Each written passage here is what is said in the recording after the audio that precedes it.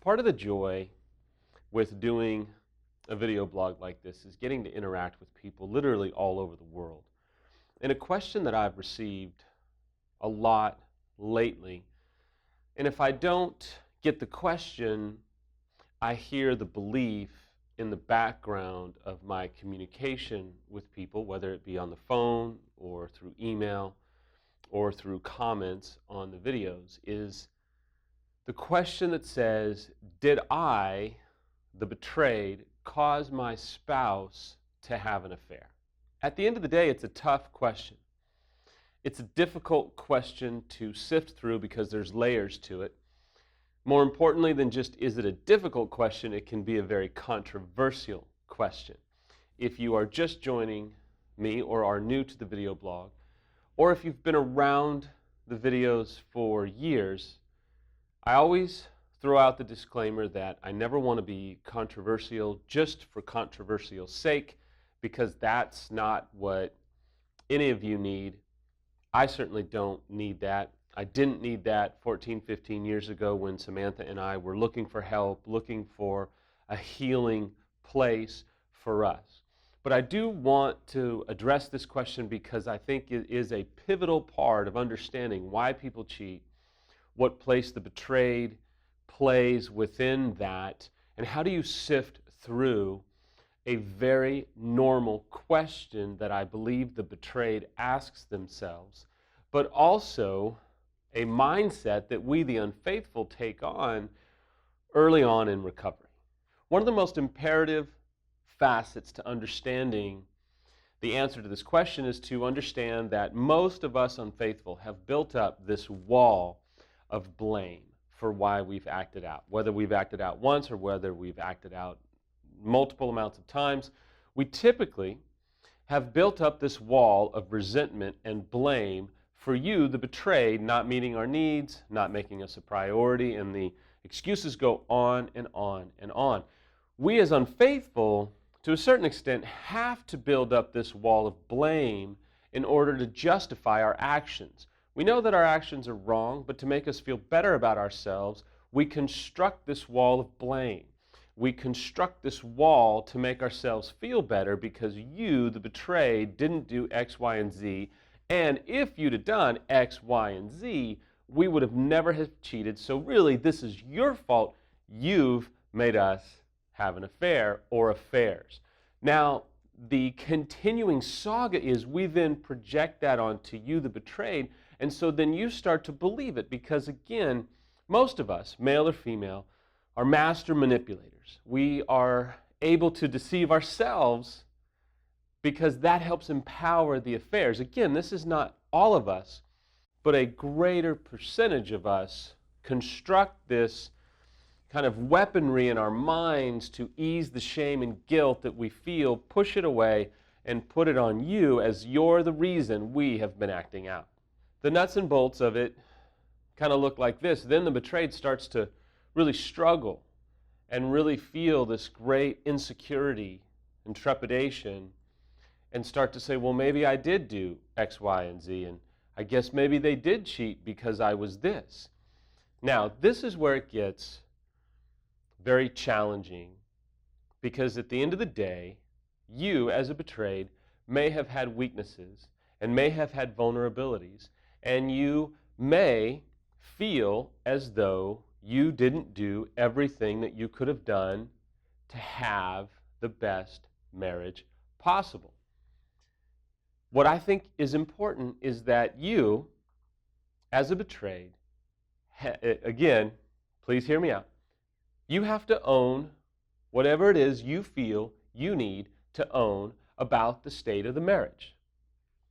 Is it your conscience that's maybe convicting you or pricking you or making you go, you know, I was A, B, and C, and I need to own those things, knowing that even though you were A, B, and C, that does not justify your spouse having an affair. It just means you're willing to take ownership for the state of the marriage before the affair. It means that you are willing to take a loving look at the marriage and say, I didn't cause her or his affair.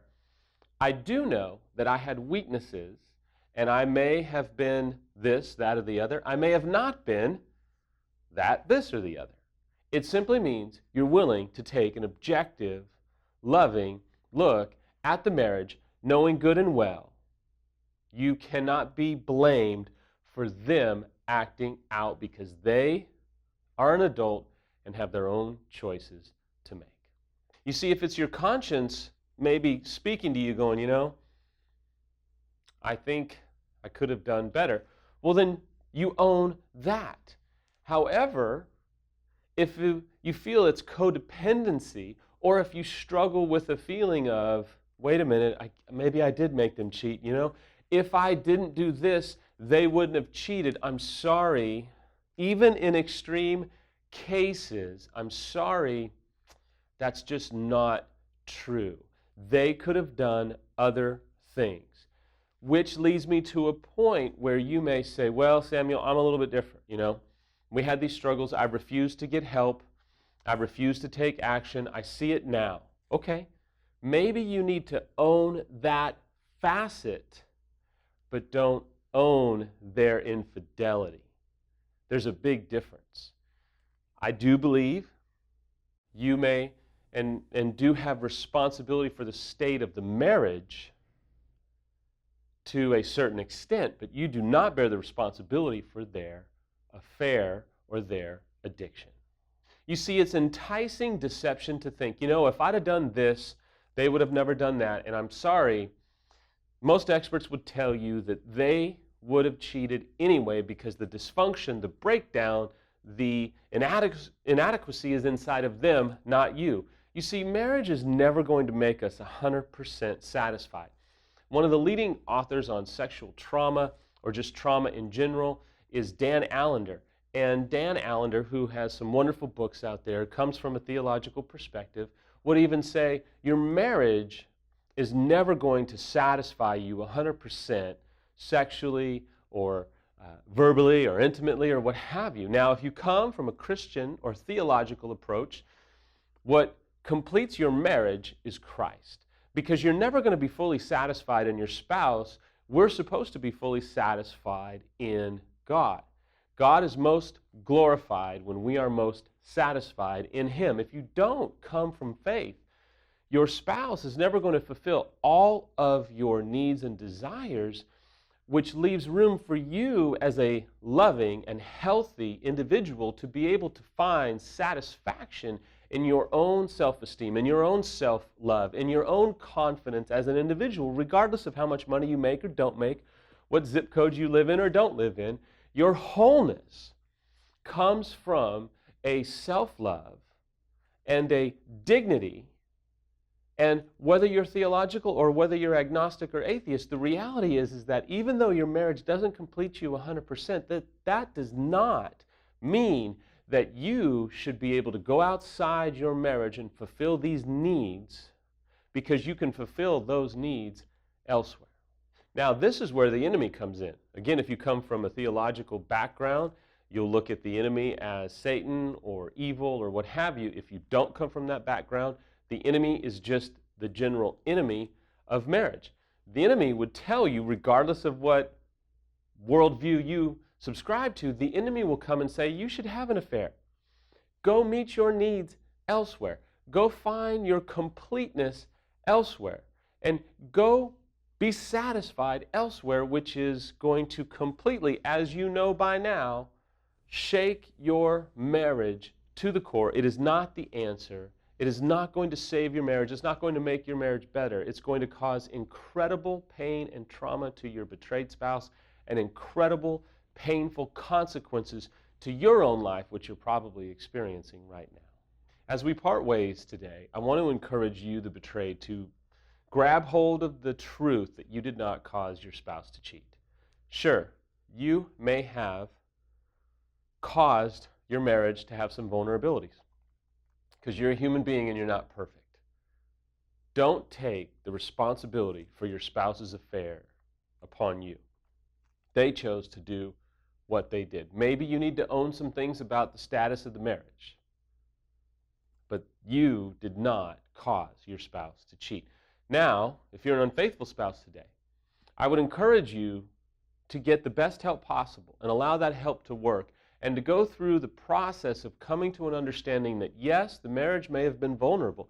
Yes, your spouse may have not done some things that you were hoping that they would do. And they may have done some things you were hoping they would not do. But I appeal to you as someone who's been where you're at. Let go of the blame and own what you have done. Because the reality is this could be, and again, I say could be, this could be the opportunity for transformation in your marriage. But it will never come without you owning what you have done. It will never come until your betrayed spouse, man or woman, feels safe enough to begin to let their guard down with you and talk about the future of the marriage because they feel like you're getting it. They feel like you have stopped blaming them for your adult choices. Make the process safe. I promise you, you can get through this if you will own what you need to own.